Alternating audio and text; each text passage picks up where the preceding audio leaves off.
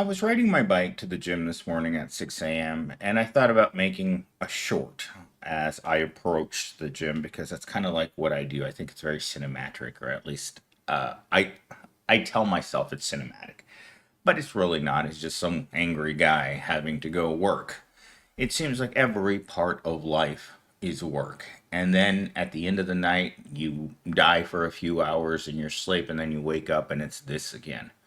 And that reminded me of the idea of becoming sentient as a human being because I don't think that we understand how hard our lives are going to be until we actually have to work. Because as a little kid, I didn't think about food, I didn't think about transportation. I just assumed that when I got older, I would have the same life as my parents. In fact, I often have dreams or very vivid memories of us going and looking at houses in very expensive neighborhoods and wondering why we didn't end up getting this particular house in South Mesa, which I wish that I could remember where exactly it was. I kind of have a vague idea where it was, but just, I think I was 8 years old when we went to go look at this house. And I really wanted to believe at that time that someday I would be looking at this same house and that I could afford a home just like my parents. But that has become a nightmare. There is no way that I am ever going to own a home, which then leads you down the rabbit hole of what am I going to own as an adult? I'm a middle aged man that's been alone his whole life, has no family, has no friends, has no future, has no past, has no present. And as I opened the doors to the gym and I saw Ashley in there, she was just sitting there behind the receptionist desk and she was just looking at me like a little rabbit. This is the girl that has three jobs and still lives at home. She's a therapist, she's a full time hairstyle person, and part time she works in the gym in the mornings. And she still can't afford to move out of her parents' house. And again, this reinforces my belief that we're not supposed to own anything anymore. I've had to cut back on expenses after expense because of the rising inflation and what it's done to large paychecks. I don't make a small amount of money. I make it by consideration of what the proletariat makes. I make as much as a dock worker does. And by those standards, you would think that my lifestyle would have increased to some extent. But as I left the minimum wage, the cost of living kept increasing. So I often find myself wondering, it's like, what would I have done if my pay hadn't tripled? Because even with triple pay, it is still nearly impossible to function at a basic level. And that leads me to my following category. We are a society obsessed with things, right? And one of the things that we're most obsessed with is ourself. Because in this world, you only get one chance, you only get one body, and you have to make do with whatever you got. Whether you were born poor, rich, whether you were born ugly or pretty, or tall, or smart, or a mixture of all of those things, but you find yourself in a very dark place where you wake up every morning and you have to face the world with whatever you've got. And some of us would rather not get out of bed. This morning, when I rolled out of bed and I looked at the clock, I don't know what in my brain said, oh, it's 6:30. You wasted your time to go work out the gym because I like to work out from 6 to 6:30. But no, I looked at the clock again on my computer and it said 6 o'clock. And I was like, yeah, you know what that means? I've got to put on my workout clothes and I got to bike to the gym. And so I did it. That same type of reinforcement happens every morning at 8 o'clock. I know I'm supposed to be somewhere at 8 o'clock. I know I have to be wearing my work clothes. I know I have to go there because if I don't go there, then I won't have water and bread. But there's some mechanism inside of your head that tells you you don't want to do this. I would much rather sit at home and make videos all day, be a content creator, then go and have my soul crushed by Evil Corp. In fact, I was telling one of my lady friends who lives in New York yesterday about the 1,000 people that have gotten fired at my Evil Corp this year.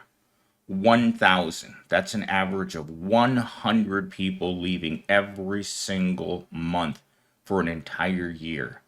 And she said, "Isn't that awful, millennials team? Isn't that awful what the corporation is doing to people?" And then I thought about it. Was that right before I told her this?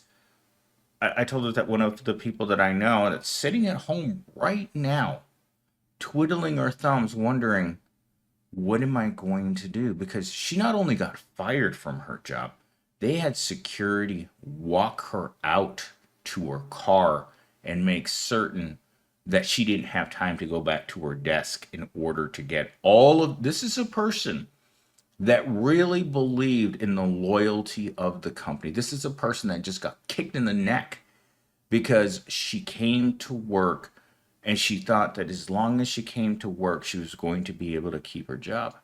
And they wouldn't let her go back to her office to collect her things. They brought her into a room.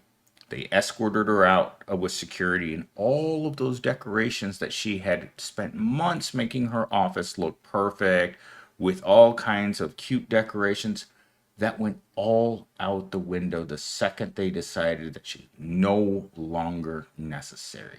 And for that reason alone, I never keep anything personal at my desk at work. That's happened to me too many times where I've been escorted out of the building by security. Not because I was a potential threat, but because they don't want the other workers to see you. They do it in the most docile manner. Like the last time I got fired from the call center, and that's where she worked too, not the same call center, but basically the same setup, right? They bring you into a little room, and while you're in that room, they're getting rid of you behind the scenes. So I've actually seen them do this at that call center. Is that they call the person into a meeting, and while you're in that meeting, someone rushes over to your office and starts dumping all of your things into a white box. And then security comes and gets you and escorts you all the way out into the parking lot because they don't want you making a scene. That's how it happens. That's how it always plays out when the corporation is done with you. The loyalty that you display to the corporation is never reflected back because Evil Corp is always looking to better its profits. And there are some people like myself who just aren't very profitable. In fact, there's a lot of people who are not good for the workplace. My Gen Z will never make enough money to feed himself and house himself. The the idea of him ever being able to support himself, even at his age, is not even possible. Because there's some people who are so low functioning and so useless in the workplace that it's just not possible. Like this person who got fired yesterday, I had told her just the day before that this sales jobs are not permanent jobs. Sales jobs are the junk job of our generation. And guess what? After you get out of college, most jobs that you're going to qualify after college, regardless of what you went to school, is going to be sales because they don't care. At my current Evil Corp, the salespeople they leave the company faster than you can possibly imagine. They're not like any other category. They're not educators. They're not HR. They're not accounting or finance. They're none of those. They're what do you call them?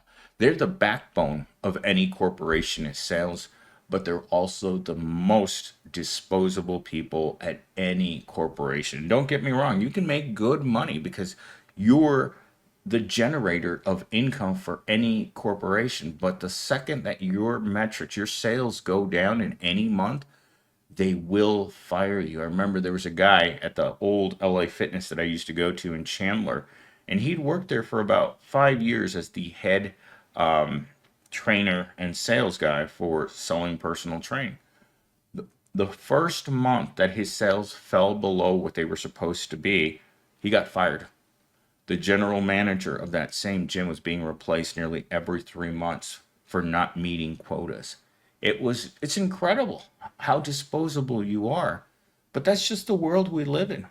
So when I think of people who are trying to make themselves less disposable by, I mean, the only way that the proletariat can really protect itself from evil billionaires and evil and more evil corporations is to have a general strike across the entire planet in which we revamp the system, in which you can't be disposed of at the push of a button. Because unless we're willing to stand up for basic human rights, we are not going to get basic human rights.